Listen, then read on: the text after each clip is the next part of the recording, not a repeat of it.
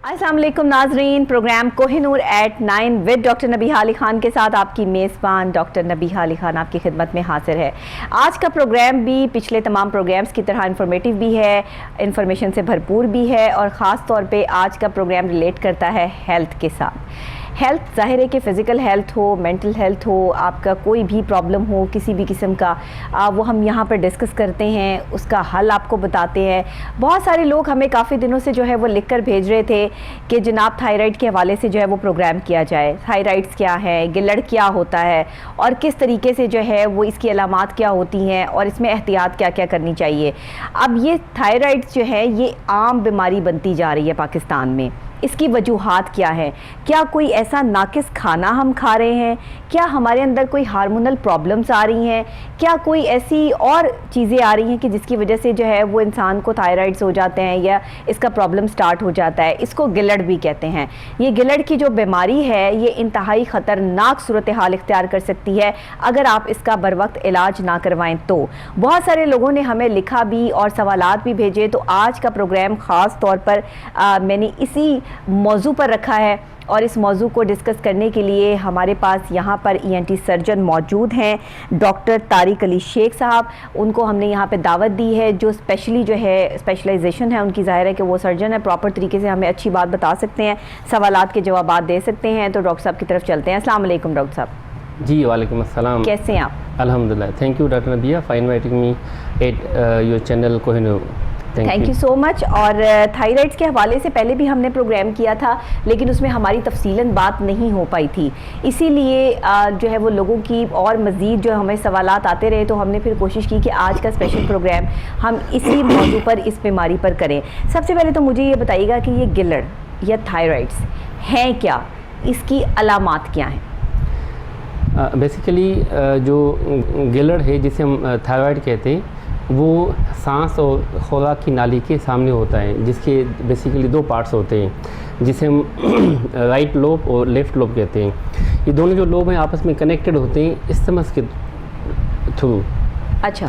Basically गिलड़ जो है वो हमारी बॉडी में सर से लेके पाँव तक ऐसे ही है जैसे बॉडी के लिए पेट्रोल चाहिए, जिसे गाड़ी के लिए फ्यूल चाहिए। सही। तो सर से पाँव तक जितने भी ऑर्गन्स हैं, जितने भी बॉडी पार्ट्स हैं, जितने भी सेल्स हैं, टिश्यू, उनको एज पार्ट प्ले करते हैं फ्यूल, पेट्रोल के तौर पे। जहाँ तक अलामत के ताल्लुक़ है तो उसमें बेसिकली अगर गिलड़ किसी भी वजूहात की वजह से ज़्यादा काम करता है जिसे हम हाइपरथायराइडिज्म कहते हैं। अच्छा, अगर गिलड़ किसी भी वजह से काम कम करता है जिसके हम कहते हैं हाइपोथायराइडिज्म। जो गिलड़ नॉर्मली थायरॉक्सिन रिलीज़ करता रहता है, तो अगर वो उसकी कमी होगी तो पेशेंट को महसूस होगा कि वो थका डॉक्टर साहब ये होता ही क्यों है? ये क्यों जो है वो किसी भी इंसान में थायराइड्स बनते क्यों हैं? ये बेसिकली मुख्तलिफ वजूहात होती हैं। पेशेंट वो लोग जिनमें आयोडीन की डिफिशिएंसी हो, आयोडीन डिफिशिएंसी साल्ट हो, वो लोग जो स्पेशली माउंटेन एरिया पे रहते हैं, हिमालयास वगैरह में रहते हैं, ठीक है ना, उनमें वो लोग जो बेसिकली फेमिलियल होते हैं, मौरूसी यानी कि ना ख़ानदान में थे, अल्टीमेटली जेनेटिक के तौर पे ट्रांसफ़र होते बच्चों में होते, जिसे हम फेमिलियल जेनेटिक भी हम कहते हैं, उसकी वजह से भी हो जाते हैं। ये उनको भी देखा गया है भाई जो बेसिकली स्ट्रेस में रहते हैं, एंजाइटी वगैरह में रहते हैं, उनमें भी ये चांसेस होते हैं। एडियोपैथिक के तौर पे भी ये पार्ट प्ले किया जाता है। तो ये तमाम असबाब हैं यानी कि गोइटर के, थायराइड की डिजीज़ के। अच्छा, ठीक है। कुछ वो भी पेशेंट होते हैं इवन जिनको रेडिएशन के तौर पे ना यूज़ होते रहते हैं, उनको शुआएं लगती रहती हैं मुख्तलिफ असबाब की वजह से, मुख्तलिफ चीज़ों की वजह से। अच्छा। तो वो जो पेशेंट रेडिएशन एक्सपोज होते हैं उनमें भी गिलड़ के ये चांसेस होते रहते हैं। अच्छा, मैंने ये सुना है कि थायराइड जो है वो कैंसर में भी तब्दील हो जाता है अगर इसका बर वक्त इलाज ना करवाया जाए। इसकी कौन सी अलामात होती हैं? थायराइड्स में कौन सी स्टेज ऐसी होती है जिसमें जाकर ये पता चलता है कि ये कैंसर की सूरत हाल इख्तियार कर रहा है? बेसिकली जैसे हमें ना नॉर्मल पता चल जाए कि ये गिलड़ जो है नॉर्मल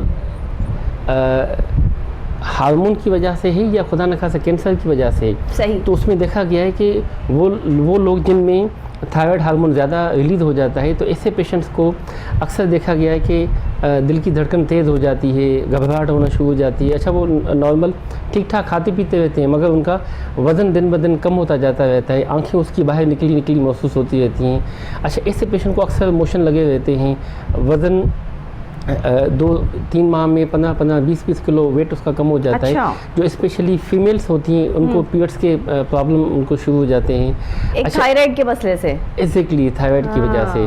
तो साथ साथ में पेशेंट को देखा गया हुआ है कि वो लोग जो हाइपोथायराइडिज्म होते हैं, जिनमें गिलर्ड जो है वो काम कम करता है, तो इसे patient day by day weight उसका, हालांकि थोड़ा सा खाते हैं मगर वेट उनका बढ़ता ही जाता रहता है। अच्छा, आंखों के दरमियान उनकी सूजन बढ़ती रहती है। अच्छा, वो सारा दिन थके थके से महसूस होते हैं। अच्छा, ऐसे पेशेंट को ना ड्राइनेस हो जाती है, जल्द की खुश्की हो जाती है, बाल उनके गिरते रहते हैं। स्पेशली जो आईब्रोज के बाल हैं वो उनके गिरते रहते हैं। अच्छा, ऐसे पेशेंट को मोस्टली कब्जी हो जाती है, कब्ज़ वगैरह के। तो ये चीज़ें जो हैं हम डिफ्रेंशिएट करते हैं कि आया ये पेशेंट हाइपरथायराइडिज्म में है या हाइपोथायराइडिज्म में है। जहाँ तक आपने कहा कैंसर का मामला है, तो ये वो पेशेंट होते हैं जिनको गले के एक साइड पे गिल्टी बन जाती है। वो हफ्ते 2 हफ्ते पहले उनकी हिस्ट्री थोड़ी सी शॉर्ट होती है और कुछ दिनों के बाद पता चल जाता है कि एक दूसरी साइड में भी गिल्टी बन गई है। अच्छा, ये जो गिल्टी है ये थोड़े अरसे में साइज उसकी काफ़ी बढ़ गई है, उस गिल्टी में शदीद अपनी जगह बना ली है, दर्द भी होता रहता है। तो 2-4 गिल्टियों का बनना, फिर दर्द का महसूस होना, थोड़े अरसे में होना, और कुछ पेशेंट को ये भी होता है कि 10-15 किलो वज़न कम हो गया हुआ है, और 7 पेशेंट को ये भी हो जाता है कि आवाज़ बंद हो गया या आवाज़ उसका बैठ गया हुआ। तो ऐसे पेशेंट को हम सस्पेक्ट करते हैं कि इनको कोई मेलिग्नेंसी का प्रॉब्लम है। अच्छा, सही। अच्छा, ये थायराइड से जो है वो बैकबोन प्रॉब्लम और पीछे जो है वो स्वेलिंग नेक में आ जाना, ये भी जो है वो देखा गया है, तो इसकी क्या वजूहात होती हैं? हाँ, बेसिकली जैसे मैंने कहा ना कि जो गिलर्ड है वो पूरी बॉडी के लिए फ्यूल के तौर पे पार्ट प्ले करता रहता है।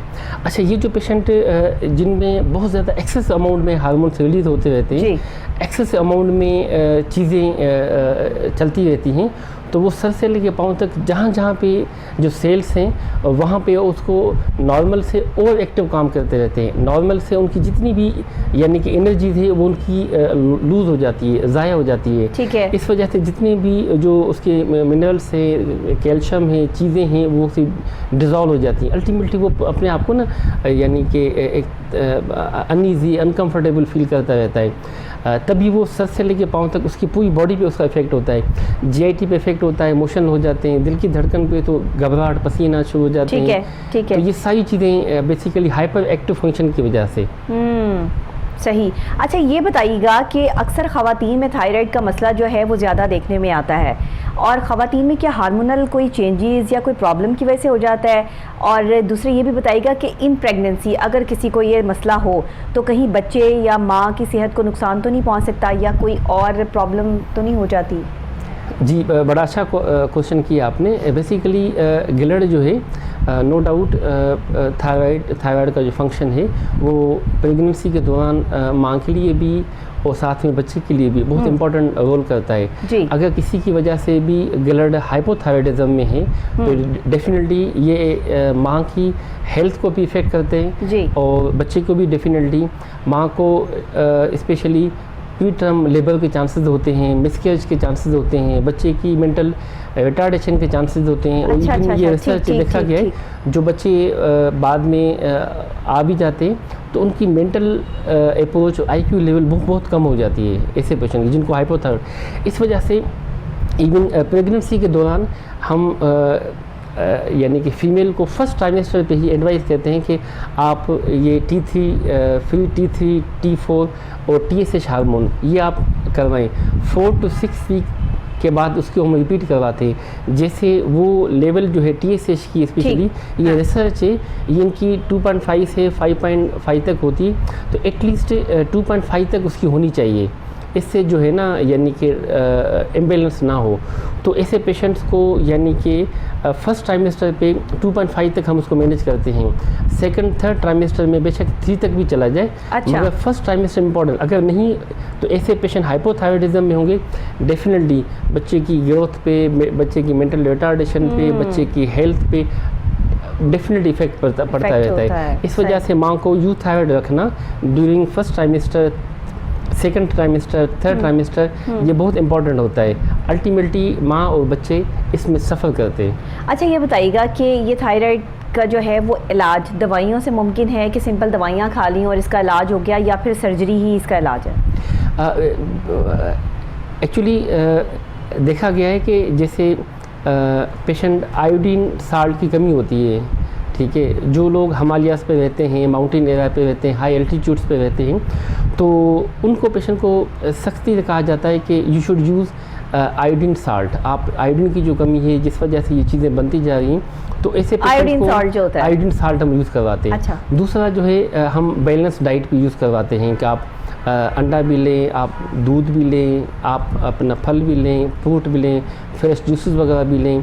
अच्छा, साथ साथ में पेशेंट को जो स्ट्रेस लेवल हो जाता है उसको भी मैनेज करते हैं। आप एंजाइटी में ना हो, स्ट्रेस में ना हो, क्योंकि जैसे ऑटोमेटिकली मेंटली डिस्टर्ब हो जाता है ना बंदा, कोई भी बीमारी लग जाए। फीमेल हैं मोस्टली, घर के मामलात होते हैं, बच्चों के मामलात होते हैं, फाइनेंशियल इश्यूज होते रहते हैं, तो इस वजह से यंगस्टर्स में और प्रेगनेंसी के दौरान हार्मोनल चेंजेस की वजह से उनमें ज़्यादा प्रॉब्लम हो जाता है। जी बिल्कुल तो सही। बेसिकली ऐसे को एक तो हम बैलेंस डाइट, उनको anxiety, stress level, iodine salt, ये चीज़ें साथ में जो है ना पेशेंट को देखा जाता है कि अगर ये हाइपरथायराइडिज्म में है, ठीक है, तो ऐसे पेशेंट को फिर हम यूथायराइड करते हैं। लेवल आप चेक करते होंगे ना कि आप लेवल है, हाई है, हाँ, क्या है, हाई हो तो माइनर है। डेफिनेटली उसको एंटी थायराइड मेडिकेशन दे देते हैं। अच्छा। एंटी थायराइड मेडिकेशन जैसे फर्स्ट ट्राइमेस्टर में सिर्फ मेडिकेशन होती है प्रोपाइल थायरोयूरेसल, ठीक है ना। इसी तरह कार्बिमाजोल मेडिकेशन आ जाती है, वो उसको हम दी जाती है TDS के डोज पे, और 4 to 6 वीक के बाद उसको मैनेज किया जाता है कि जैसे ये लेवल बिल्कुल उसकी नॉर्मल लेवल पे आ जाए। ठीक। तो ऐसे पेशेंट को फिर हम हाइपरथायराइडिज्म वाले पेशेंट को यूथायराइड किया जाता है। इन एडिशन जो दिल की धड़कन तेज़ हो जाती है, घबराहट हो जाती है, पसीना आ जाता है, तो ऐसे पेशेंट को हम एंटी बीटा ब्लॉकर दे देते हैं, जैसे मार्केट में इंट्राल के नाम पे आ जाती है, प्रोप्रानोलोल। तो उससे दिल की धड़कन तेज़, घबराहट, पसीने, ये चीज़ें बेसिकली ना उनके सेटल हो जाते हैं। कंट्रोल तो हो जाता है। एंटी थायराइड मेडिकेशन और साथ में प्रोप्रानोलोल, ये दोनों मेडिकेट करते हैं। जहाँ तक जो पेशेंट हाइपोथायराइडिज्म वाले पेशेंट होते हैं जिसमें थायरोक्सिन की कमी है, डेफिनेटली ऐसे पेशेंट को फिर हम थायरोक्सिन की सप्लीमेंट दे देते हैं। अच्छा। कि जैसे उसकी यूथायराइड आ जाए, पेशेंट हाइपोथायराइडिज्म में ना। डिपेंड ऑन पेशेंट की उसकी कंडीशन क्या है, एग्जैक्टली वो क्या लेकर आपके पास आया है। और काफ़ी दफ़ा तो लोग इस बीमारी को बड़ा पाल लेते हैं, उसके बाद उनको पता चलता है कि हमें थायराइड का प्रॉब्लम है। अक्सर लोग इसको मेंटल डिजीज़ समझ रहे होते हैं। हमारे पास पेशेंट आते हैं, वो कहते हैं जी हमें एंजाइटी है। अब एंजाइटी तो हो रही है, लेकिन उसके पीछे जो मामला है, जो प्रॉब्लम है, जब उनका पूरा क्लिनिकल ट्रायल सामने करते हैं और उनकी जो है वो क्लिनिकल रिपोर्ट्स जो है वो चेक करते हैं, तो अक्सर औकात जो है वो इस तरह के मसाइल देखने में आते हैं कि इनको स्टमक प्रॉब्लम था, या इनको थायराइड का इशू था, या इनको कोई और प्रॉब्लम चल रहा था फिजिकली, जिसकी वजह से ये मेंटल जो है वो इस डिसऑर्डर का शिकार हो गए हैं, या मेंटली जो है वो डिस्टर्ब हो गए हैं, स्ट्रेस में आ गए, डिप्रेशन में या एंजाइटी में चले गए हैं। तो ये चीज़ें बाद में जो है वो डायग्नोस होती हैं, लेकिन पहले तो ज़ाहिरी बात है ये देखना पड़ता है कि फिजिकली कौन सी ऐसी बीमारी जो है इंसान के साथ चल रही है जिसने उसे मेंटली डैमेज कर रखा है। अच्छा ये बताइएगा कि जैसे आपने प्रेगनेंसी की बात बताई कि उसमें भी ज़ाहिर है बच्चे के लिए भी ये नुकसानदेह हो सकता है, तो थायराइड्स में सर्जरी बहुत इंपॉर्टेंट चीज़ है। अगर वो मतलब गिलड़ यानी कि कोई गिल्टी की सूरत में जो है वो निकल आए, या वैसे ही आप उसको दवाइयों से जो है वो मेल्ट कर देते हैं और वो ख़त्म हो जाती है, या कोई इंजेक्शंस वगैरह से इस्तेमाल होते हैं, इस हवाले से भी ज़रा बता दीजिएगा। जी, जो पेशेंट जिनमें हम दोनों टेस्ट करवाते हैं, जैसे थायराइड हार्मोन फंक्शन होती है, एक टेस्ट वो करवा लेते हैं जिससे आपको लेवल का पता चल जाए। दूसरा है बेसिकली उसका ना अल्ट्रासाउंड किया जाता है कि कहीं गिलड़ के अंदर कोई गिल्टी तो नहीं बन गई, नोड्यूल तो नहीं बना हुआ। क्यों कि कहा जाता है कि अगर एक सिंगल नोड्यूल बना हुआ है जिसे हम सॉलिटरी थायराइड नोड्यूल कहते हैं, उसमें 20% चांसेस होते हैं मेलिग्नेंसी के, 20% चांसेस होते हैं उसमें कैंसर के। तो ऐसे पेशेंट जिनका अल्ट्रासाउंड किया जाता है उसमें पता चल जाता है कि एक गिल्टी बनी हुई है, या 2 गिल्टियाँ बन गई हैं, या 3 गिल्टियाँ हैं, या मल्टी नोड्यूल हैं, बहुत ज़्यादा गिल्टियाँ बन गई हैं। तो डेफिनेटली उस पेशेंट की फिर हम अल्ट्रासाउंड के बाद FNAC करवाते हैं। FNAC जो सुई वाली जिसे हम टेस्ट कहते हैं कि आपने जो गिल्टी बन गई है उसके अंदर आपने सुई डाली, जो भी हिस्टोपैथोलॉजी की टेस्ट आती है उसको फिर अकॉर्डिंगली उसको मैनेज किया जाता है। ठीक है। जैसे मल्टीनोडुलर गोइटर है, बहुत ज़्यादा गिल्टियाँ बन गई हैं और ये पेशेंट सिम्टोमेटिक है। ऐसे पेशेंट जो पेशेंट कहते हैं कि डॉक्टर साहब ये आप देखें इसकी सर्जरी होनी है नहीं होनी, तो ऐसे पेशेंट जिनको पहली ये कंप्लेन होती है कि अगर ये गिल्टी जो मल्टीपल गिल्टियाँ बन गई हैं उसको सांस की नाली को प्रेस करते हैं, जिस वजह से सांस फूल जाता है। अच्छा। या खुराक की नाली को प्रेस करने से खुराक की नाली को दबाव की वजह से खाने पीने में दिक्कत आ जाती है, तो जिसे हम इंडिकेट कहते हैं कि इस पेशेंट की सर्जरी होगी, जिसे हम कहते हैं मल्टीनोडुलर गॉइटर। एक चीज़, दूसरा चीज़ ये भी होती है कि यंगस्टर्स बच्चियाँ होती हैं जिन्होंने बेसिकली शादी वगैरह करनी होती हैं और उसको बहुत बुरा लगता है, रिलेटिव्स, उसके रिश्तेदार, उसके आसपास उससे जान पहचान वाले कहते हैं आपकी गर्दन के सामने क्या गिल्टी बन गई है, ये क्या फूला फूला सा लगा हुआ है। तो बेसिकली कॉस्मेटिकल सर्जरी के लिहाज से भी उसकी सर्जरी की जाती है। इसी तरह ये जो मल्टीनोडुलर गॉइटर बना हुआ है, कहते हैं वो पड़ा रहेगा तो उसमें भी 5 to 10% चांसेस हैं मैलिग्नेंसी के, तो इस लिहाज से भी उसकी सर्जरी की जाती है। या अगर वो रेट्रोस्टर्नल एक्सटेंशन हो जाएगी, यानी कि चेस्ट की तरफ उसकी एक्सटेंशन हो जाएगी, उस लेवल पे भी उसकी सर्जरी की जाती है। या उसमें हाइपरथायराइडिज्म के भी चांसेस होते हैं 20 to 40% लोगों में। तो ये सारी इंडिकेशंस होती हैं सर्जरी की। जहाँ तक मैंने FNAC की बात की, बेसिकली थायराइड हार्मोन फंक्शन ये बहुत इंपॉर्टेंट है, जिसमें आपको पता चल जाए हाइपर है या हाइपो है। मीन्स ब्लड प्रेशर जैसे हम देखते हैं कि अनकंट्रोल तो नहीं है, ब्लड प्रेशर बहुत हाई तो नहीं, उसको नॉर्मल किया जाए। अच्छा, शुगर कहीं हाइपर बहुत ज़्यादा तो नहीं, उसको नॉर्मल किया जाता है। या खुदा न खासा ब्लड प्रेशर लो तो नहीं हो गया, उसको भी नॉर्मल किया जाता है। शुगर लो तो नहीं हो गई। इसी तरह थायराइड को भी ना बेसिकली यूथायराइड किया जाता है कि ब्लड प्रेशर शुगर की तरह बिल्कुल कंट्रोल होना चाहिए, तो ये मेडिकली ट्रीट होगी। जहाँ तक सर्जरी का ताल्लुक है, वो जब हम FNAC टेस्ट कराते हैं उसमें पता चल जाता है कि इसकी पहली स्टेज है, ये दूसरी स्टेज है, तीसरी स्टेज है, चौथी स्टेज है या पांचवी स्टेज है। अच्छा। उसके लिए बेसिकली ना वर्ल्ड लेवल पे एसोसिएशन है, जिसे हम ब्रिटिश थायराइड एसोसिएशन है, इसी तरह अमेरिकन थायराइड एसोसिएशन है जी। वो हमें बताते हैं कि जी इसकी थाई 1 है। थाई 1 का मकसद तो कोई परेशानी की बात नहीं, आप बेशक उसको 6 माह के बाद बुला लें। उसको 6 माह के बाद उसकी FNAC रिपीट करवाएं, अल्ट्रासाउंड रिपीट करवाएं।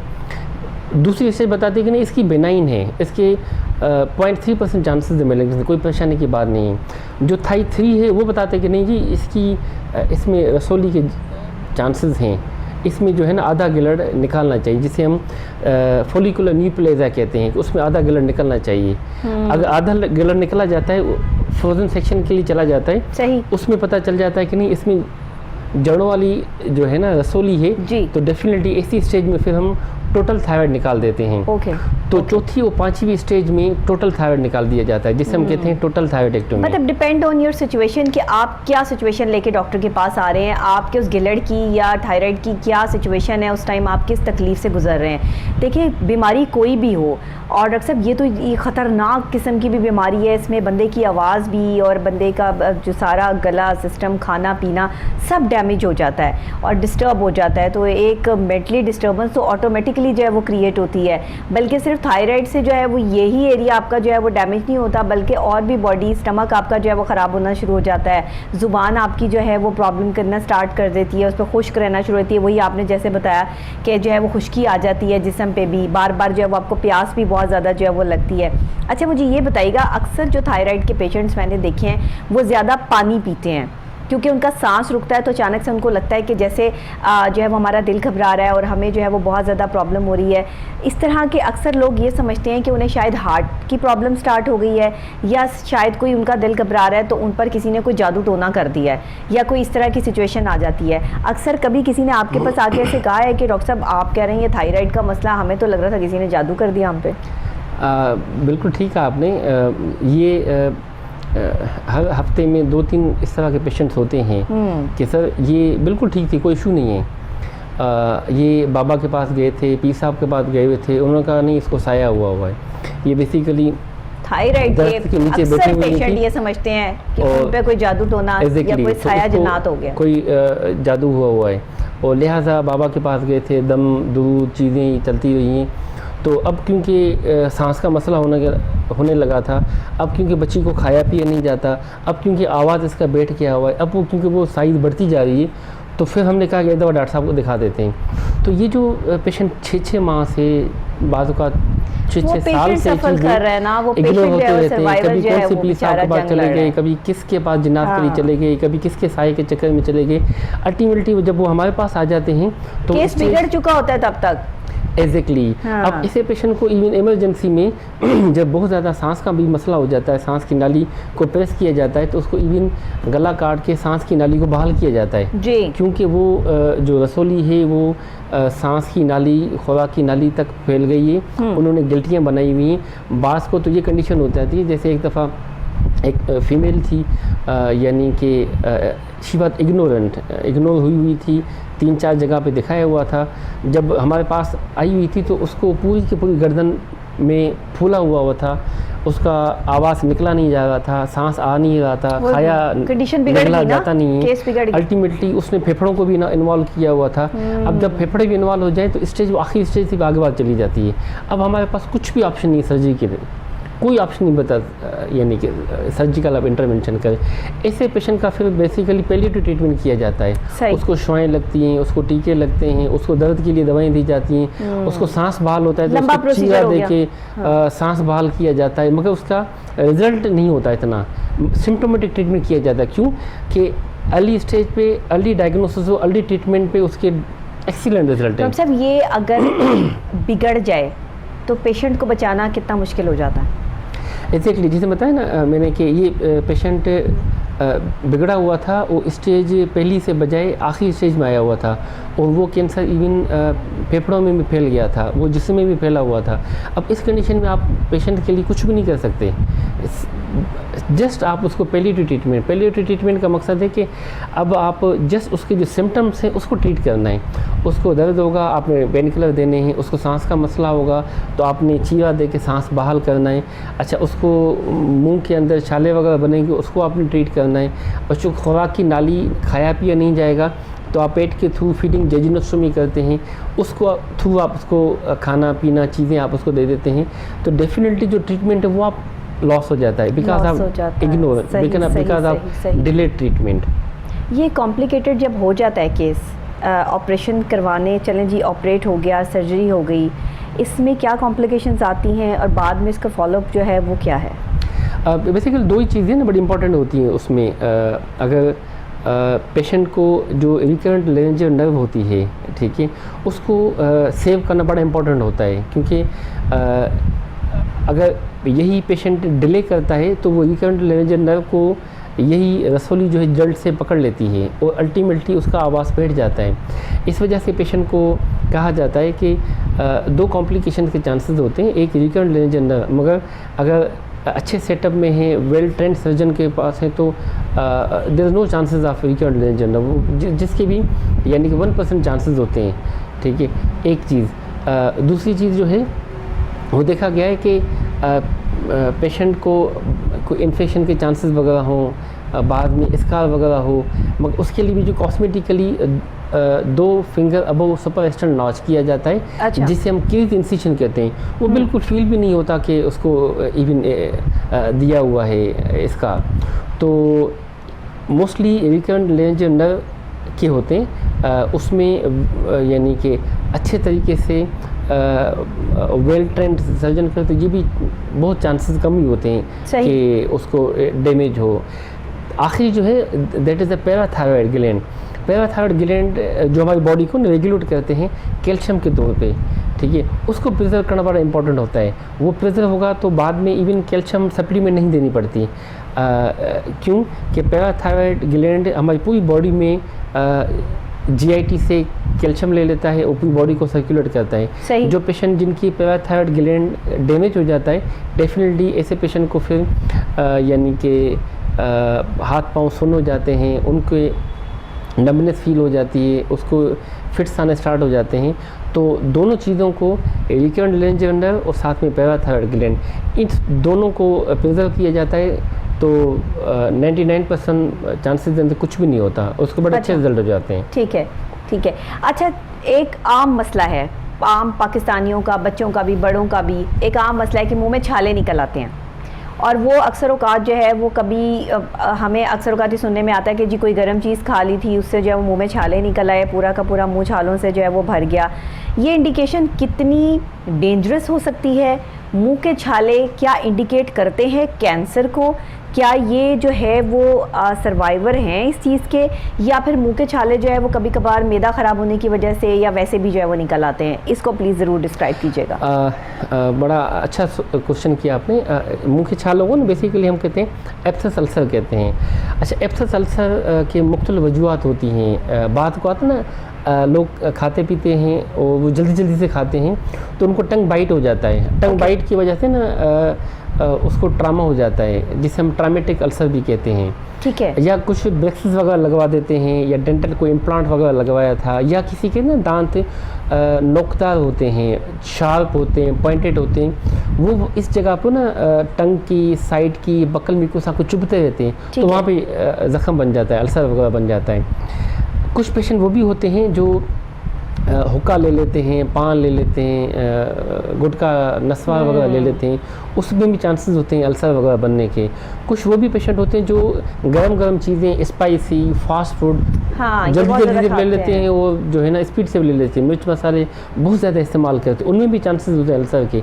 कुछ पेशेंट वो भी होते हैं जिनको बेसिकली मैदे के अल्सर होता है, जिसे हम गैस्ट्रोइसोफेगल रिफ्लक्स कहते हैं। मैदे की जो एसिडिटी है, तेज़ाबियत, वो भी जाके ज़बान गले आसपास में वहाँ पे छाले ना बन जाते हैं। कुछ पेशेंट वो भी होते हैं जिनको वायरल कोई इन्फेक्शन लग जाए, बैक्टीरियल कोई इन्फेक्शन वगैरह लग जाए, या फंगल कोई इन्फेक्शन वगैरह लग जाए, उस जिसे हम कहते हैं ना कैंडिडियासिस, थ्रश। आपने देखा होगा कि वो लोग जो स्ट्रेस में रहते हैं, एंजाइटी में रहते हैं, डिप्रेशन में रहते हैं, उसकी ज़बान पे पीछे वाइट से ना तह बनी होती है, जी जी बिल्कुल, येलोइश टाइप की ना, तो ये तह बनी होती है, वो सारा मुंह को ना पकाया हुआ होता है। Basically these are thrush. ये कैंडिडियासिस फंगल इन्फेक्शन है। स्ट्रेस की वजह से, एंजाइटी की वजह से चीज़ें वहाँ पे अल्टीमेटली बनती रहती हैं। जो लोग अल्कोहल, हुक्का, सिगरेट वगैरह इस्तेमाल करते हैं, उनको भी बेसिकली ना ये चांसेस होते रहते हैं। तो ये फिर अल्सर हो तो यानी कि कोई ख़तरे की बात नहीं है। ये जो जिस चीज़ की वजह से होता है उस चीज़ से अवॉइड कर लें, उसमें 99% चांसेस हैं वो अल्सर सेटल हो जाते हैं, ठीक हो जाते हैं। जहाँ तक आपने दूसरा कहा कि कहीं कैंसर की अलामतें तो नहीं है, डेफिनेटली अगर पेशेंट है जिसकी ने दांतों की स्केलिंग कर दी, दांत साफ़ हो गए, दांतों में कोई एब्सेस थी उसका ट्रीट किया, अल्सर ठीक हो जाएंगे। अच्छा, जो जल्दी जो है स्पीड में खाना खा लेते हैं, उसको हम कहते हैं आप आराम से तसल्ली के साथ खाएं। और सुन्नत भी है कि आप अच्छे तरीके से चबाकर खाएं, आराम से खाएं, बिल्कुल ठीक है। जल्दी ना, यानी कि जली हुई, सड़ी हुई और साथ में कच्ची वो चीज़ खाने में इस्तेमाल ना करें। अच्छा, ये चीज़ें करते हैं तो वो चीज़ें डेफिनेटली ठीक हो जाता है। मैदा जो है आपका अल्सर बना हुआ है तो उसमें हम PPI मेडिकेशन वगैरह दे देते हैं, सिरप वगैरह दे देते हैं। पेशेंट को हम कहते हैं कि आपकी नींद आपकी पूरी होनी चाहिए, 7 से 8 घंटे आपकी नींद, अर्ली मॉर्निंग आपकी वॉक हो, आपकी एक्सरसाइज हो, आप फास्ट फूड, जंक फूड वो इस्तेमाल ना करें। आप नाश्ते से पहले 4 गिलास पानी के इस्तेमाल करें, डेली कम से कम 10 से 15 गिलास पानी के हों। फल लें, फ्रूट लें, फ्रेश जूसेस वगैरह लें। ठीक है, सॉफ्ट ब्रश किया करें, हार्ड ब्रश ना हो। अच्छा, ये सारी चीज़ें की एंटीसेप्टिक जो माउथ वॉश होता है वो हम कहते हैं वो आप इस्तेमाल करें जी। अच्छा, ये सारी चीज़ें की, उसके बावजूद भी 4 से 6 हफ्ते तक वो अल्सर रहता है, ठीक है। और सारी प्रिवेंटिव मेजरमेंट की उसके बावजूद भी डेफिनेटली ऐसे पेशेंट को फिर हम सस्पेक्ट करते हैं। ऐसे अल्सर को should not be taken lightly, उसको लाइट नहीं लेना चाहिए, उस अल्सर की बायोप्सी होनी चाहिए तो कंफर्म कहीं ये मैलिग्नेंसी के तो पास चीज़ नहीं जा रही। मतलब अगर आपके मुंह में छाले निकल आए तो आप फौरन से डॉक्टर को चेक करवाएं। सिंपली पता चलता है कि जी वजह क्या है। खुद से ट्रीटमेंट कर रहे होते हैं, कुछ 1-2 ट्यूब्स हैं बस वो लगा ली और मुंह के छाले जो है वो सेट हो जाएंगे। अक्सर लोगों के ठीक भी हो जाते हैं, लेकिन अक्सर लोगों के और ज़्यादा बिगड़ जाते हैं। तो इस वजह से जो खुद से डॉक्टर ना बने, बल्कि आप जो है उसको चेकअप करवा लें कि इसकी वजूहात क्या है। अच्छा, ये जो छालों को, मुंह के छालों को कैंसर से जोड़ा जाता है, ये क्या थ्योरी है? बेसिकली पेशेंट जो नॉर्मली आम अल्सर बनते रहते हैं ठीक हो जाते हैं, बनते हैं ठीक हो जाते हैं, ठीक है, ये तो नॉर्मल है, इसको कोई बड़ी परेशानी की बात नहीं है। ओके। मगर जो अल्सर, जो ज़ख़म जो चाहे ज़बान पे, चाहे खुराक की नाली में, चाहे वो जबड़े में या बकल म्यूकोसा पे कहीं पे भी बना हुआ है, मगर उसकी वजह से ना खाने में तकलीफ़, पीने में तकलीफ़, निगलने में तकलीफ़, अगर वो मुंह खोलने में तकलीफ़ है, अच्छा उस अल्सर से बदबूदार स्मेल आती है, ब्लड आने स्टार्ट हो जाती है, कुछ दिनों के बाद उस साइड पे कोई गिल्टी सी बन गई है, वहाँ पे कोई स्वेलिंग हो गई हुई है। कुछ पेशेंट कंप्लेन कहते हैं कि सर वो 6 हफ्ते 2 माह से जो अल्सर बना हुआ है, अब 15 किलो वज़न कम हुआ है। हाँ। ऐसे पेशेंट को लाइटली नहीं लेना चाहिए। ऐसे पेशेंट को थॉरली इन्वेस्टिगेशन करना चाहिए कि कहीं ये जो अल्सर है कहीं वो कैंसर में तो नहीं जाएगा। क्यों? ये जो सारी चीज़ें, वज़न का कम होना, गर्दन में गिल्टी का बनना, अच्छा वहाँ से पीप का आना, रेशे का आना, अच्छा खाने पीने निगलने में तकलीफ़ होना, बाद पेशेंट इवन मुंह नहीं खोल सकते। वो कहते हैं डॉक्टर मुंह ही नहीं खोल रहा, क्योंकि वो चीज़ें बन के अल्टीमेटली वो कैंसर वाले मामलात में गया हुआ है। अब पेशेंट का मुंह ही नहीं खोला हुआ होता। तो ऐसे पेशेंट को definitely we have to take it seriously.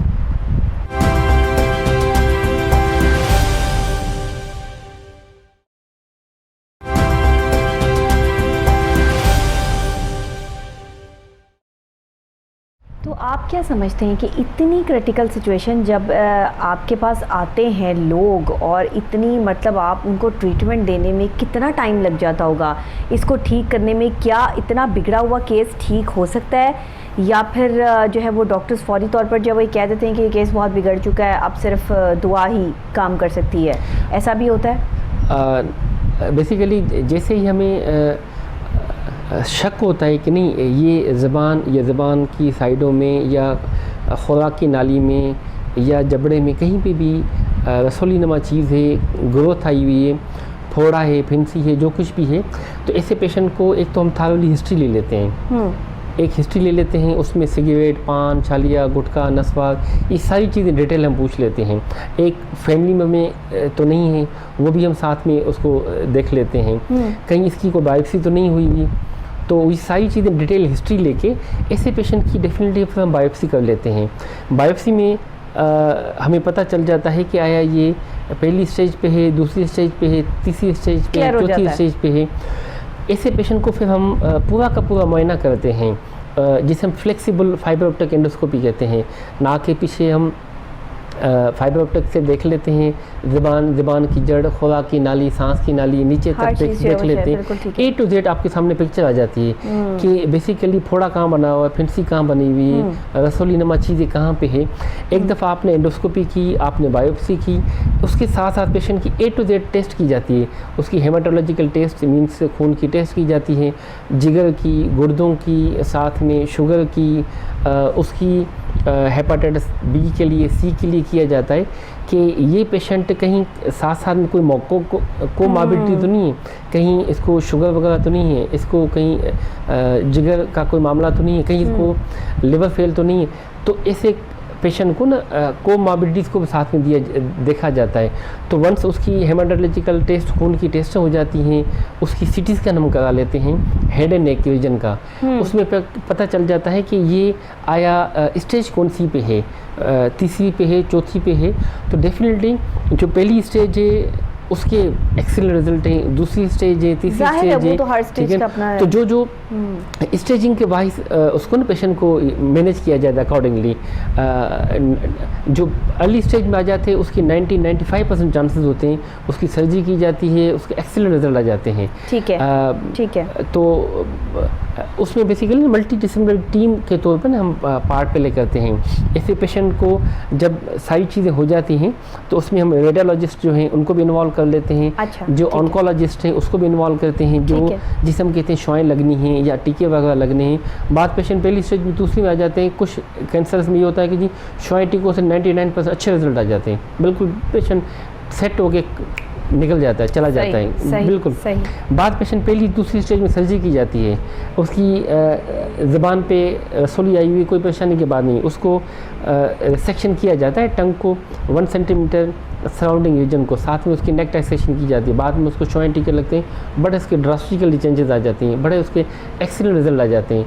Even सांस की नाली में भी रसौली है तो उसकी भी बायोप्सी आ जाती है, पता चल जाता है पहली दूसरी स्टेज में उसके बड़े एक्सीलेंट रिजल्ट्स हैं, इवन 85-90% उसके बड़े अच्छे रिजल्ट्स आ जाते हैं। अच्छा, तो मकसद ये कहने का है कि मल्टी डिसिप्लिनरी टीम उसका बड़ा रोल होता है उसमें, जैसे रेडियोलॉजिस्ट हो गया, ऑन्कोलॉजिस्ट हो गया, ENT सर्जन हो गया, प्लास्टिक सर्जन हो गया, जो ICU के स्पेशलिस्ट होते हैं उसको भी हम साथ में इन्वॉल्व कर लेते हैं। ये सारी चीज़ें करके फिर पेशेंट को हम काउंसल भी करते हैं। पेशेंट से हम कंसेंट भी ली जाती है। पेशेंट को उस ऑपरेशन के बारे में, उसके डिजीज़ के बारे में, उसकी एक्सटेंशन के बारे में, उसके एडवांटेज डिसएडवांटेजेस और जो हम ट्रीटमेंट करेंगे वो यहाँ पे पूरी दुनिया में बेस्ट ट्रीटमेंट कौन सा है वो पेशेंट से शेयर किया जाता है। और हॉस्पिटल का स्टे, उसके एक्सपेंडिचर, उसके A to Z किया जाता है। पेशेंट से कंसेंट, इन्फॉर्म कंसेंट, ये सारी चीज़ें करके फिर डेफिनेटली उसके हम प्रोसीड करते हैं। सर्जरी हुई या सर्जरी के बाद शुआएं टीके लगने हैं, जो कुछ भी हुआ we do in multi disciplinary team, जिसे हम ट्यूमर बोर्ड कहते हैं। ऐसे पेशेंट को बेसिकली ट्यूमर बोर्ड में डिस्कस किया जाता है। ठीक है, ठीक है।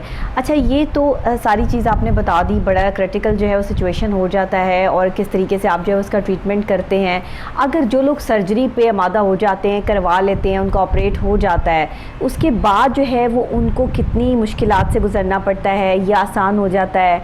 और अगर ये गिलर या गिल्टी जिसको आप थायराइड कहते हैं, ये निकाल दी जाती है बिलफर्ज अगर ये किसी को है तो उसके बाद फिर क्लियर हो जाता है, ये 100% चांसेस होते हैं कि ये दोबारा जो है वो वहाँ पर नहीं आएगी, या फिर कभी ऐसा होता है कि नहीं दोबारा से वहाँ पर जो है वो ऐड होने का ख़दशा भी बाकी रहता है?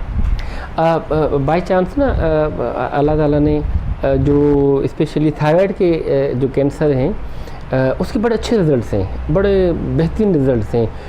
पेशेंट को हम फॉलो पे रखते हैं। अच्छा। यानी कि जब तक पेशेंट है तब तक उसको फॉलो पे रखते हैं, पेशेंट को बुलाते रहते हैं इस सेंस में कि यानी कि क्यों कि आपका गिलर्ड निकल गया हुआ है और गिलर्ड निकलने के बाद पेशेंट को थायरोक्सिन की सप्लीमेंट चाहिए होती हैं। क्योंकि अब गिलर्ड है ही नहीं तो थायरोक्सिन तो है ही नहीं बॉडी में, तो बॉडी को बेसिकली नीड तो है थायरोक्सिन की, तो उसको लॉन्ग टर्म के लिए थायरोक्सिन दी जाती है। वो लॉन्ग टर्म तक वो थायरोक्सिन लेता रहता है। उसको फिर हम 4 to 6 वीक के बाद उसको यानी कि मैनेज करते हैं कि बेसिकली उसकी यानी कि TSH जो है वो सप्रेस रहे, वो पेशेंट को लॉन्ग टर्म तक थायरोक्सिन दी जाए। एक चीज़, दूसरी चीज़ ये होती है कि पेशेंट को जब टोटल थायरोइडेक्टोमी की जाती है तो उसके ड्रास्टिकल रिजल्ट्स आते हैं, बड़े बेहतरीन रिजल्ट आ जाते हैं। बहुत यानी कि ना ऐसे समझे कि 90% 95% बड़े यानी कि ना अच्छे रिजल्ट्स होते हैं। उसके रेजिडुअल के रिकरेंस के चांसेस बहुत कम हो जाते हैं अगर वेल सेटअप में वेल ट्रेंड सर्जन के तौर पे और फॉलोअप प्रॉपरली किया गया है तो उसके बड़े अच्छे रिजल्ट्स आ जाते हैं। उसमें बहुत कॉम्प्लिकेशन के चांसेस कम होते हैं ऐसे पेशेंट को, मगर फॉलोअप इस वजह से किया जाता है कि बिलफर्ज कल परसों कहीं रेजिडुअल आ जाता है या रिकरेंस के थोड़े होते हैं तो उसके भी बड़े अच्छे हो जाते हैं। बाद में ना रेडियो एक्टिव आयोडीन आती है, वो हम पेशेंट को पिला देते हैं। उससे जो थोड़ा बहुत टिश्यू है वो रेडियो एक्टिव आयोडीन से बिल्कुल जल जाता है, जिससे ख़त्म हो जाता है। सर्जरी की ज़रूरत ही नहीं पड़ती, जस्ट उसको। इवन जो पेशेंट हाइपोथायराइडिज्म वाले पेशेंट होते हैं जिनमें गिल्टी नमा चीज़ भी होती है, ऐसे पेशेंट को इवन सर्जरी की ज़रूरत नहीं पड़ती। उसको पेशेंट को एंटी थायराइड मेडिकेशन दी जाती है, बाद में रेडियो एक्टिव आयोडीन दी जाता है, उससे भी वो जो टिश्यू रह जाता है उसको एब्लेट किया जाता है, वो एक्सीलेंट उसके रिजल्ट आ जाते हैं उसके। सही। अच्छा, ये सांस की नाली, गला और ये जो कैंसर बनता है इसमें, इसकी क्या वजूहात होती हैं, क्या इसकी जो है वो अलामात होती हैं, किस तरह ये इस तरह सर्वाइव करके कितना ख़तरनाक बीमारी में तब्दील हो जाता है? बेसिकली जो सांस का ताल्लुक़ है वो बेसिकली हमारा ना बोलने से ताल्लुक़ है। ये पेशेंट वो लोग होते हैं जिनका अर्ली टाइम पे आवाज़ बैठ जाता है उनका। ठीक है। तो ऐसे पेशेंट को जो पेशेंट 4 to 6 वीक्स तक आवाज़ बैठा हुआ होता है तो वो तो एक्सेप्टेबल है, मगर 4 to 6 वीक से ज़्यादा आवाज़ बैठा हुआ है, ऐसे पेशेंट को basically we take him seriously कि ऐसे पेशेंट कहीं ये अर्ली टाइम पे वॉइस अब्यूज़ तो नहीं था, ये ज़्यादा बोलते तो नहीं हैं जैसे टीचर हज़रात होते हैं, कारी हज़रात वगैरह हो जाते हैं। अच्छा, ये पेशेंट जो मदारस में बच्चे वगैरह पढ़ते हैं, या ये पेशेंट वो तो नहीं है जिनको मैदे का अक्सर प्रॉब्लम रहता है, मैदे की एसिडिटी तेज़ाब है, वो जाके गले को लग जाती है, वहाँ पे आर्टिनोइड की सोजन हो जाती है, वोकल कॉर्ड पे सोजन हो जाती है, उस वजह से आवाज़ उनका बैठा हुआ होता है। ये वो भी पेशेंट होते हैं जिनको अक्सर नज़ला ज़ुकाम खांसी हो, नाक से क्या गिरता रहता है गले की तरफ, उसकी वजह से भी सोजन हो जाती है, आवाज़ बैठा हुआ होता है। या ये वो लोग भी होते हैं जिनको वोकल कॉर्ड पे ना नोड्यूल बन जाता है, सिस्ट वगैरह बन जाती है। तो ऐसे पेशेंट को जो 4 से 6 हफ्ते तक हो तो उसको जो मेडिकेट करके, उसको वाइस रेस्ट करके, उसको मैदे की दवाई वगैरह देके, उसको जो इन्फेक्शन वगैरह उसको ट्रीट करके उसको बिल्कुल सेटल हो जाते हैं।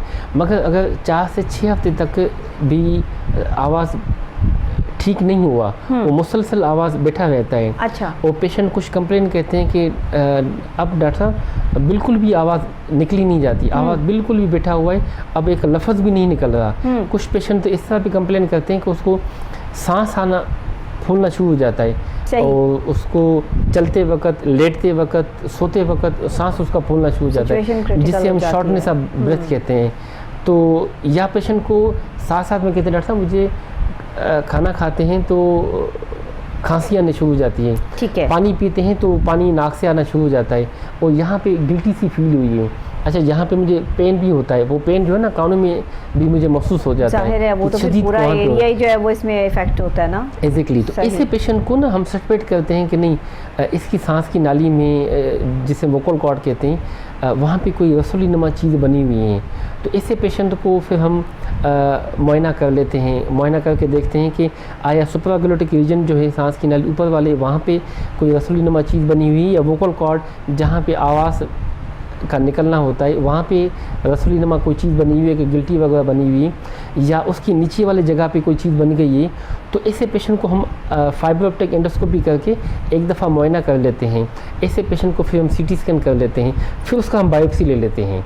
बायोप्सी लेके डायग्नोस कर लेते हैं कि आया इसकी वोकल कॉर्ड पोलिप है या सिस्ट है, ठीक है, या कहीं खुदा न खासा मेलिग्नेंसी जिसे हम कहते हैं, स्क्वामोसल कार्सिनोमा। ऐसे पेशेंट को we have to take it seriously. Patient को ये वो मोस्टली पेशेंट होते हैं जिनको हुक्का बहुत ज़्यादा इस्तेमाल करते हैं। अच्छा। क्योंकि ये नहीं था कि आवाज़ अभी जो है ना बैठा हुआ था, मगर वो हुक्का जब डिटेल पूछा जाता है कि वो 20 साल से हुक्के लेते आ रहे हैं। सिगरेट वो कहते हैं डॉक्टर साहब वो अभी 2-4 माह पहले छोड़ा हुआ है, मगर वो पिछले 6 माह से 8 माह से अभी छोड़ा हुआ, मगर 26 साल से सिगरेट लेते आ रहे हैं, और 2-2, 3-3 पैकेट लेके आ रहे हैं। अच्छा, अल्कोहल की कंजम्पशन उनमें ज़्यादा है, पान, चालिया, गुटखा, नस्वार। तो ये सारे जो है ना प्री डिस्पोजिंग फैक्टर हैं, यानी कि सांस की नाली के, रसोली के। तो ये सारे फैक्टर्स होते हैं जो यानी कि लीडिंग टुवार्ड्स लेरेंजियल मैलिग्नेंसी, जो सांस की नाली में कैंसर की असबाब बन जाते हैं। सही सही।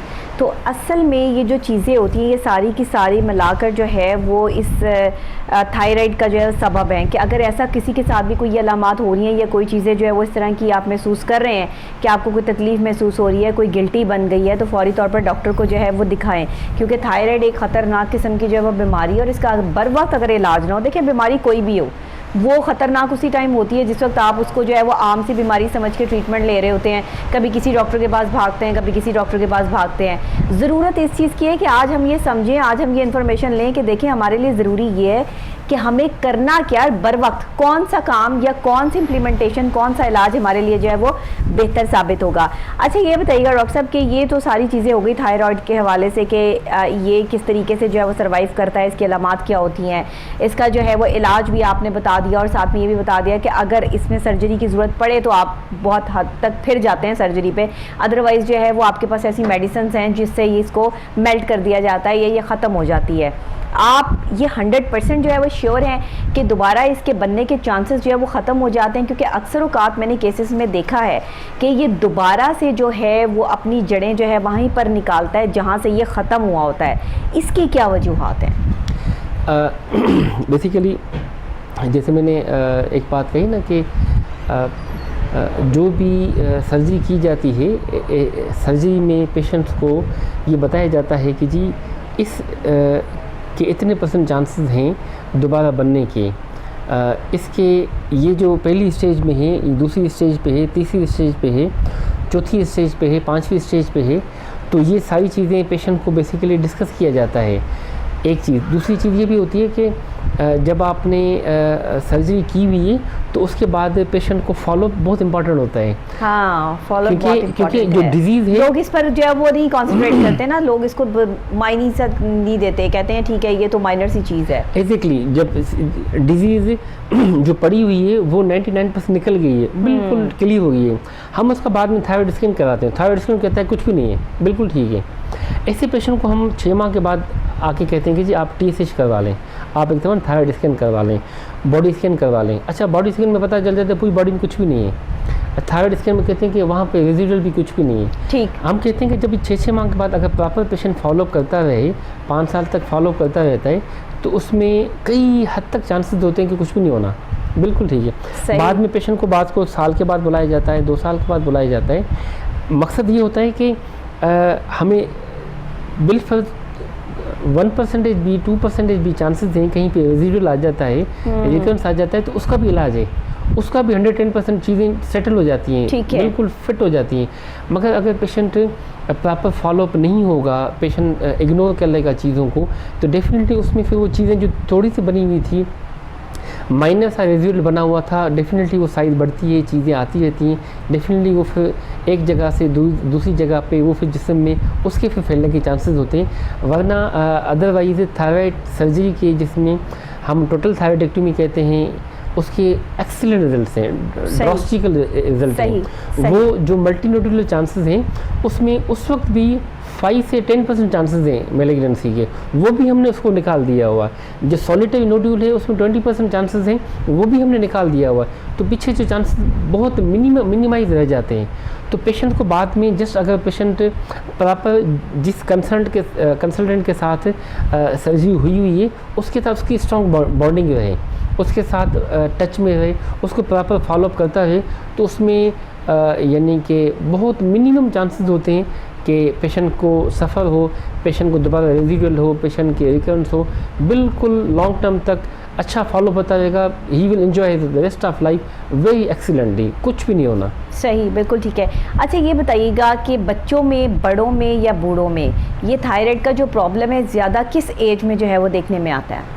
अब बेसिकली जैसे यंगस्टर्स बच्चियाँ हो जाती हैं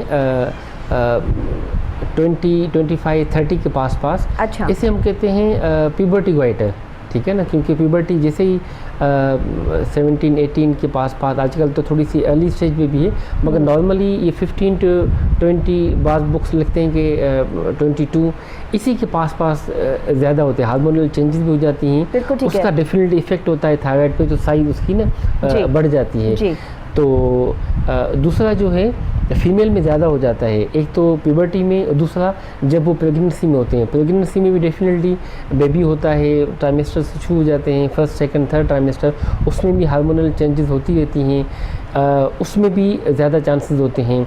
साथ में जब प्रेगनेंसी होती है तो उसको बच्चे के प्रॉब्लम, फैमिली के प्रॉब्लम, इकोनॉमिकल, मेडिकेशन, सारी चीज़ें पड़ती हैं, तो ये सारे लीडिंग टू दी जो है ना थायराइड के लिहाज से ना, तो फीमेल में यंग एज में प्रेगनेंसी में ज़्यादा चांसेस होते हैं। अच्छा, और जहाँ तक मेल हैं, सही, मेल में भी देखा गया हुआ है कि यंग एज में हैं तो यानी कि उसके अच्छे रिजल्ट्स आ जाते हैं। जितने डिले हो जाते हैं लेट एज में, उसके रिजल्ट्स उतने अच्छे नहीं होते। सही तो मोस्टली फीमेल में ज़्यादा हैं मेल की बनस्पत।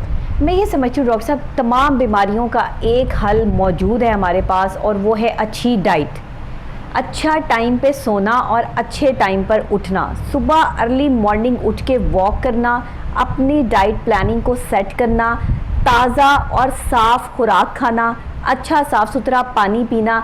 अगर यही चीज़ें हम थोड़ा सा इस पर कॉन्सेंट्रेट कर लें तो शायद हम बहुत सारी बीमारियों से जो है वो महफूज रह सकते हैं। आप क्या कहते हैं?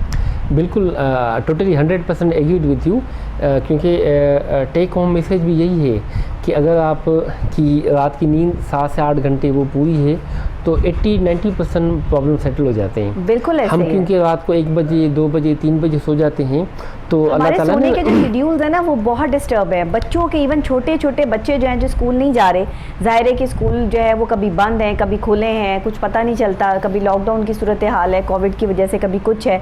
इस सूरत हाल में जितनी तालीम डिस्टर्ब हुई है उतने ही लोगों को मेंटल डिजीज़ बढ़ चुकी हैं। इवन के बच्चों में डिप्रेशन एंजाइटी जो है वो बहुत बढ़ गया है और बच्चों को खुद समझ नहीं आती कि वो क्या करें क्या ना करें, जिसकी वजह से ये फिर मुख्तलिफ़ किस्म की बीमारियां जो है वो सर उठाती हैं और जिनमें एक बीमारी जो है वो थायराइड भी है जो कि यंगस्टर्स को ही लगती है और सबसे पहले ये यंग आपका जो है वो सेटअप में ही नुमायाँ होनी शुरू हो जाती है। अगर बहुत जल्दी इसका इलाज करवा लें तो बहुत बेहतर हो जाता है, लेकिन अगर थोड़ा टाइम जो है वो गुजर जाए और आपको पता ना चले कि क्या मामला हो रहे हैं तो फिर चीज़ें जो है वो डिस्टर्ब होनी शुरू हो जाती हैं। अगर आप समझते हैं आपका सांस रुक रहा है, आपको खाने पीने में दुश्वारी हो रही है, कोई आपको बोलने में प्रॉब्लम हो रही है, आपको ये ना समझें कि ये कोई मेंटल डिजीज़ है, ये समझें कि हो सकता है ये कोई थायराइड का मसला है, तो इसलिए आप कंसल्टेंट के पास लाजमी जाएं और कंसल्ट डॉक्टर के पास जाएं, उसको चेकअप करवाएं, उससे पूछें कि भाई इसका क्या नतीजा जो है वो निकलता है और इसमें हम इस पर कैसे जो है वो इम्प्लीमेंट करें, इसका किस तरह का इलाज जो है वो मुमकिन है।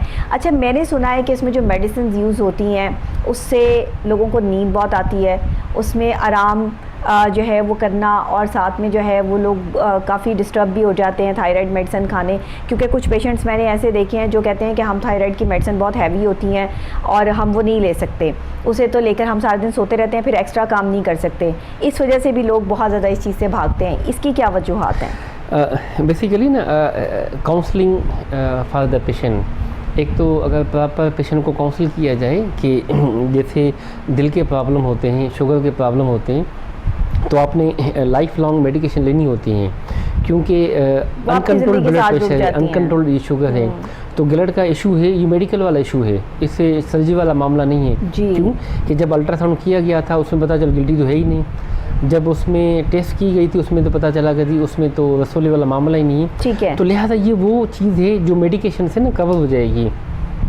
चाहे वो थायराइडाइटिस क्यों ना हो वायरल की वजह से। तो जब पेशेंट को ना कहा जाता है कि जी अगर आप थायरॉक्सिन नहीं लेंगे तो ऐसे ही जैसे आप खाना नहीं ले रहे हैं, ये तो ऐसे ही जैसे आप लंच नहीं ले रहे हैं, ये ऐसे ही जैसे आप डिनर नहीं ले रहे हैं, ये तो ऐसे ही जैसे आप रात का आप सोना आपका बंद हो गया हुआ है, आपकी वॉक, आपकी योगा, आपकी एक्सरसाइज, आपकी बैलेंस डाइट वो आपकी डिस्टर्ब हो रही है। क्यों? ये सारी चीज़ें इस वजह से की जाती है, रात की नींद कि आप पुरसुकून हो, आपकी मेलाटोनिन हार्मोन जो आपको स्लीप इंड्यूसिंग हार्मोन है वो आपको सुला देता है, अर्ली मॉर्निंग आप उठते हैं, आपके कार्टिसोल, कार्टिकोस्टियोल, अल्डोस्टिरोन ये हार्मोन रिलीज होते हैं, आप एक्टिव होते हैं, अलर्ट होते हैं, तो ये हार्मोन से ये चीज़ें इस वजह से हो जाती हैं कि आप इजी रहें, आप कंफर्टेबल रहें, ऐसा ही है। आप नाश्ता इस वजह से करते हैं कि कार्बोहाइड्रेट, प्रोटीन, विटामिन पहुँचे, आपकी बॉडी एनर्जी में रहे, ताकत में रहे। तो बेसिकली ये थायरॉक्सिन जो है ये भी आपके लिए बॉडी की नीड है, ये आपके लिए जो सेल्स हैं, आपकी जो आईज के सेल्स हैं, आपकी जो ब्रेन के सेल्स हैं, आपकी जो हार्ट के सेल्स हैं, आपकी जो जीआईटी के हैं, आपके सर से लेके पाँव तक 200 हड्डियाँ, 360 जोड़ हैं, ये सब के लिए ऐसे ही है जैसे ग्लूकोज है, जैसे फ्यूल है, जैसे पेट्रोल है, तो देना लाजमी है। तो ये मेडिसिन चलती रहेगी, आपकी बॉडी जो है बिल्कुल नॉर्मल रहेगी। अच्छा, बिलफर्ज हम इस वजह से कहते हैं कि हमें थोड़ा सा 2-3 माह के बाद एक दफ़ा चेकअप करा के दिखा दिया करें कि बिलफर्ज थोड़ी कमी है तो उसको पूरा किया जाए, अगर वो थोड़ी सी हाई है तो उसको भी पूरा किया जाए। अल्टीमेटली क्या होगा, पेशेंट को जब भी फील हो तो हम कहते हैं आप आकर हमें दिखा दें कि डॉक्टर साहब मैं थकी थकी सी हूँ, मुझे जोड़ों में दर्द रहता है, आँखों के दरमियान सोजन है, आवाज़ मेरा भारी भारी सा हुआ है, बालों में खुश्की आना शुरू हो गई, ये पीरियड्स का प्रॉब्लम है, it mean there something problem. तो रादर दिन आप कहीं आसपास में जाएं, कहीं और जगह पे आप चली जाएं, कहीं किसी के चक्कर में फंसे रहें और फिर प्रॉब्लम बहुत ज़्यादा आउट ऑफ कंट्रोल हो जाए, तो इट्स बेटर कि आप जैसे ब्लड प्रेशर के लिए दिखाते रहते हैं कार्डियक को, शुगर के लिए आप डायबिटिक को दिखाते रहते हैं, इसी तरह जो थायराइड का प्रॉब्लम है वो भी आप कंसल्टेंट को दिखा दें, जिससे आपकी यूथ थायराइड में रहे, आप लाइफ को बड़ा इंजॉय करेंगे, यू विल फील कि जैसे है ही नहीं, कोई प्रॉब्लम नहीं है। बहुत शुक्रिया डॉक्टर साहब आपका कि आप तशरीफ़ लाए और बहुत ही अच्छे और तफसीलन आपने जो है वो यानी कि थायराइड के बारे में जो है वो हमारे नाजरीन को बताया भी। मुझे उम्मीद है कि आज का प्रोग्राम आपको पसंद आया होगा और इसके हवाले से अगर कोई सवालात जहन में रह गए, वैसे तो मैंने सारे सवालात डॉक्टर साहब से कर ही लिए हैं, लेकिन अगर फिर भी कोई ऐसी प्रॉब्लम या चीज़ है जो थायराइड पेशेंट जो है वो डिस्कस करना चाहते हैं तो वो हमारे पैनल पर डिस्कस कर सकते हैं। आप यूट्यूब पर जाके कोहिनूर @9 विद डॉक्टर नबीहा अली खान लिखिए, मेरे तमाम प्रोग्राम्स आपके सामने आ जाएंगे।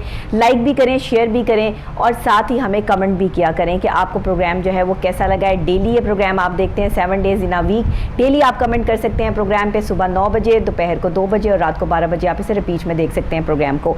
इसी के साथ डॉक्टर नबीहा अली खान को इजाज़त दीजिए, अल्लाह निगहबान।